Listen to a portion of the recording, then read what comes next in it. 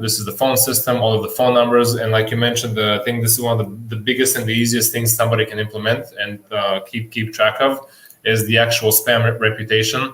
This phone number actually was yesterday. It actually was a safe number, the first one. Today it's showing as spam. So like you mentioned, if you're dialing from a phone number and you're doing a lot of phone calls, carriers pick up on that and basically will mark it as spam. And I can speak to, because I've actually had like the past like 3-4 months had a couple of phones that I've used. I have a Samsung phone that picks up, I guarantee it picks up 98%. I think I've only answered one phone call that didn't say that it was a spam, and it turned out to be a spam. It was just like a cold call. But it identifies literally over 98% of all phone calls as spam.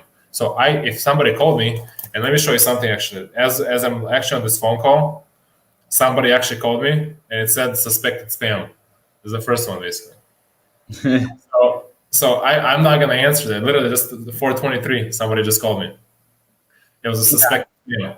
And that's you guys as you're using your dialer, if you're not checking this. This is so important. It's just, I can't emphasize it enough, because there was a newer investor that I was talking to a couple of weeks ago. He had like 4 different virtual assistants, and he's like, man, like my leads are just so low. I think there's something wrong with my virtual assistants. And I'm like, well, there's the systems, there's the training, and then there's the person, that's doing the job.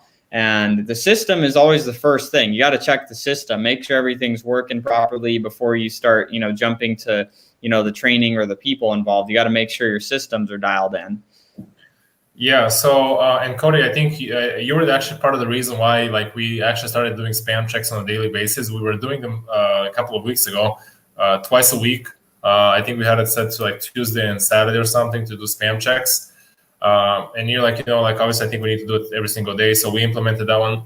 And I think it's made a big change. So some companies actually take spam. So I can tell you, like Google, like if you're using Google, like their call app or like a Google phone, it'll actually not even ring your phone. Like it will completely disable anybody who's spam. Like the Samsung phone that I have right now, it actually rings. I know Apple also rings as well.